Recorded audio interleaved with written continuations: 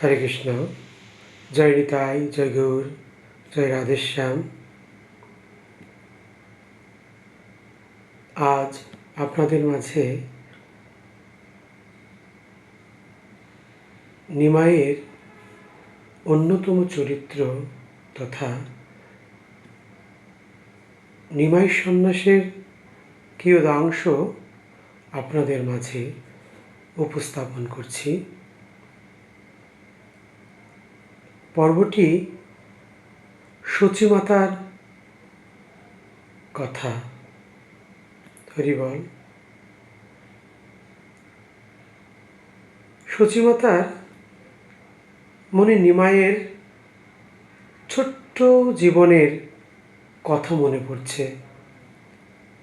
সচিমাতা যেন বাৎসল্য রসে সিক্ত হতে যাচ্ছেন, বসেছেনও সে উদ্দেশ্যেই। নিমাই যখন ছোট্টবেলায় পালানোর চেষ্টা করতেন, তখন সচিদেবীর সাধ্যও ছিল না তাকে ধরে রাখবার। সচিদেবী না ধরতে পেরে কান্না করতেন, আর নিমাই কাতরভাবে মায়ের চোখের জল দেখে মায়ের গলা ধরে থাকতেন, যেন ভক্ত তার ভগবানের চরণ ধরে বসে আছে। সন্ধ্যার পর নিমাই ঘুমানোর আগে সচিদেবী তার সঙ্গে অনেক খেলা করতেন।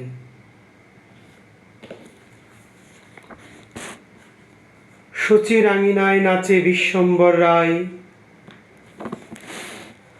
হাসি হাসি ফিরি ফিরি মায়ের লুকায়, বয়ানে বসন দিয়া বলে লুকাইনু, সচি বলে বিশ্বম্বর আমি না দেখিনু, মায়ের অঞ্চল ধরি চঞ্চল চরণে, নাচিয়া নাচিয়া যায় খঞ্জন গমনে, বাসুদেব ঘোষ কহে অপরূপ শোভা, শিশুরূপ দেখি এই জনমন লোভা, ক্ষণে হাসে ক্ষণে কান্দে ক্ষণে ঘটি যায়, ক্ষণে কোলে ক্ষণে দোলে হিয়ার উপরে,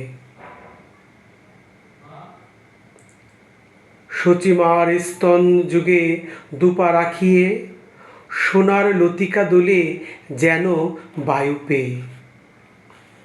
এমনিভাবে আরো কত কি লীলা। মায়ের মনে পড়ে নিমাই সুন্দর নাচতে পারত। নিমাই যে শুধু সচিমাতার অগ্রে নাচত তা নয়, আশেপাশের প্রতিবেশী যারা আসতেন নিমাইয়ের নাচ দেখতে, সেই প্রতিবেশীরাও তেমন নিমাইয়ের নাচ দেখার জন্য, তাকে উৎসাহ দেওয়ার জন্য সন্দেশ কলা এগুলো প্রদান করতেন। নিমাও ঠিক তাই, এক হাতে সন্দেশ এক হাতে কলা উঁচু করে কি সুন্দর নাচই না নাচতেন। এমনিভাবে মায়ের মন কেন জানি একটু কুশব্দ করে উঠল। মা, তার মনে তো সন্তানের মঙ্গল অমঙ্গল, দূরে থাকা কাছে থাকা সবার আগে টের পায়। মা কিভাবে যেন জানতে পারলেন যে নিমাই সন্ন্যাস গ্রহণ করবেন। মায়ের ছোটবেলা থেকেই নিমাইয়ের প্রতি এই যে একটি ভয় সব সময় কাজ করত, এটা যেন বায়ু রোগের মতো দেখা দিয়েছিল। নবদ্বীপে যদি কোনো সন্ন্যাসী দেখতেন, অমনি মা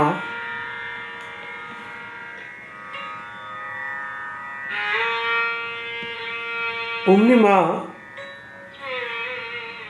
ঠাকুরের ঘরে গিয়ে ঠাকুরের কাছে হত্যে দিয়ে পড়ে থাকতেন, বলতেন, হে ঠাকুর, আমার আমার নিমাইকে রক্ষা করো, আমার একমাত্র ধন। সে বিশ্বরূপ, সে তো কত আগেই সন্ন্যাস নিয়ে চলে গেছে, আর ফিরেনি। একে একে আমার কতগুলো কন্যা, তারাও চলে গেছে। এখন আমার একমাত্র অবলম্বন এই নিমাই। পাড়ার মেয়েদের ডেকে ভুবনমোহিনী বেশে বিষ্ণুপ্রিয়াকে সাজিয়ে দিতেন, যেন নিমাই সংসারী হয়। এমনি শত চেষ্টার মাঝেও কেন জানি আজ তার মনে বলছে, পাড়ার লোককে ডেকে জিজ্ঞেস করে, নিমাই নাকি কি করবে, আমাকে অকুলে ভাসিয়ে দিয়ে নিমাই নাকি পালাবে।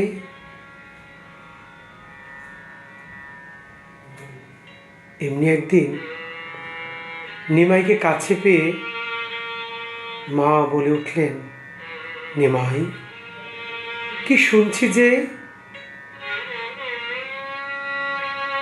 মায়ের অবস্থা দেখে নিমাই মাথা হেঁট করে রইলেন।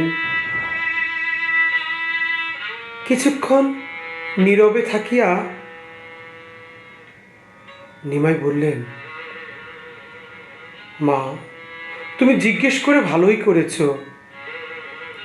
আমি ভাবছিলাম আমি কিভাবে এ কথা তোমায় বলবো।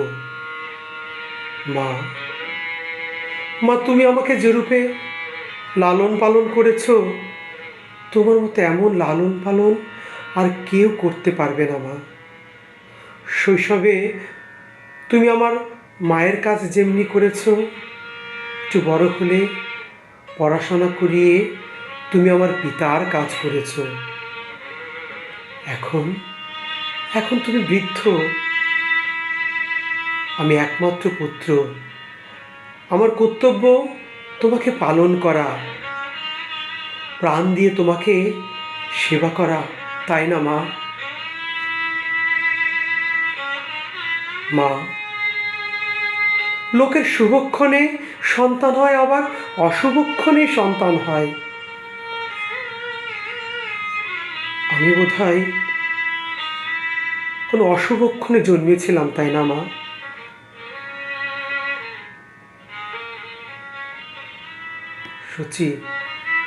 সচিমাতা এক দৃষ্টিতে চেয়ে থাকে। নিমাই আবার বলছে, মা, লোকের অন্ধ আতুর খঞ্জ অক্ষম পুত্র এমনও তো জন্মায়। আমি বোধহয় তোমার সেই একজন অক্ষম পুত্র। সচির চোখে জল আসে না। সচি শুধু দেখতে থাকে, তার মনের পথ থেকে নিমাই এক পা করে কেন জানি পিছিয়ে যাচ্ছে।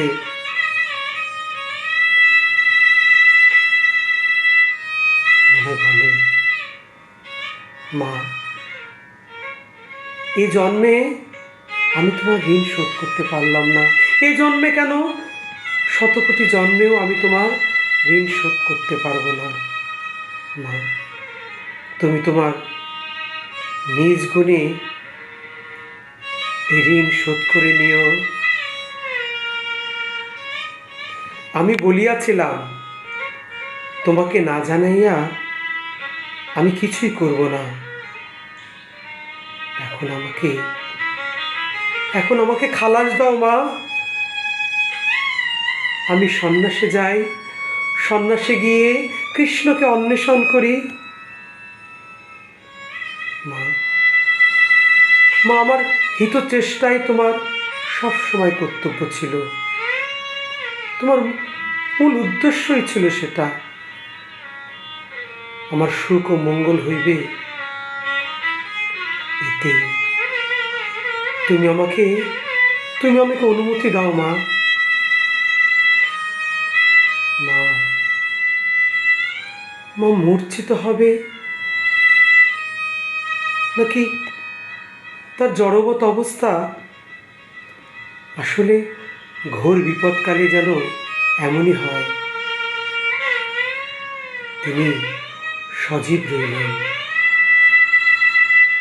শুধু শুধু অস্ফুট স্বরে পুত্রের পানে চাহিয়া একটি শব্দই তিনি প্রশ্ন করলেন, বিষ্ণুপ্রিয়া। অমনি অমনি নিমাই তার মাথা হেট করে রইলেন। কিছুক্ষণ নিমাই নিজেকে সামলিয়া বলল, মা, ওতে তাহার কোনো দুঃখ হইবে না। আমি যদি নির্দয়, অন্যে আকৃষ্ট কিংবা নিজ সুখের জন্য অন্যত্র যেতাম, তাহলে না হয় কষ্ট হতো। কিন্তু নিমাই আবার বলতে লাগলেন, আমি যদি চিরতরে চলে যেতাম, তাহলে না হয় বিষ্ণুপ্রিয়ার কষ্ট হতো। কিন্তু আমি যাব, কিন্তু একটু দূরে। শুধু দৃষ্টির আড়াল হলেই তো কেউ দূরে চলে যায় না মা। মনের আড়াল হলেই তো সব কিছু শেষ হয়ে যায়। মা, মা, আমি অভাগ্য ছেড়ে ভাগ্যকে অন্বেষণ করতে যাচ্ছি মা। আমাকে অনুমতি দাও। মা বলছেন, নিমাই, নিমাই, তুই জানিস আমার না একটি স্বাদ ছিল। আজ যখন দেখছি আমার এই স্বাদটি আর পূরণ হবার নয়, তাই তোকে বলেই দিচ্ছি।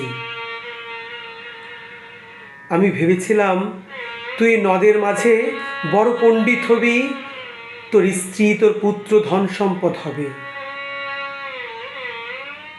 কিন্তু সেটার হলো না, হয়তো হবার নয়। আচ্ছা নিমাই, তুই পথে পথে হাঁটবি কিরূপে? এমনিতে তোর ওই নরম পা যেন যেন এমনিতেই রক্ত ছোটে।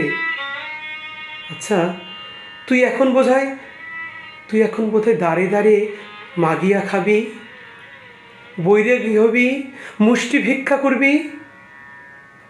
আচ্ছা, তা না হয় গেল, তোকে রান্ধিয়া দেবে কে? তোকে যত্ন করে খাওয়াবেই বা কে? আমি না হয় তোকে কত কৌশলে খাওয়াতাম। তুমি জানিস, আমার প্রাণ কান্দিয়া কান্দিয়া বলিত যে তোমার ক্লেশ হবে, আমার এই সুখ সম্পদ থাকিবে না। কি ভাগ্য করেছি আমি, তোমার মতো পুত্র আমার ঘরে থাকিবে না।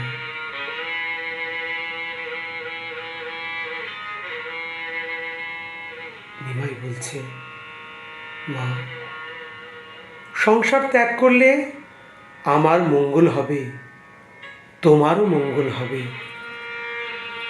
শ্রীকৃষ্ণের হাতে সঁপিয়া দিলে তুমি যেমনি আমাকে পাবে, কৃষ্ণকেও পাবে।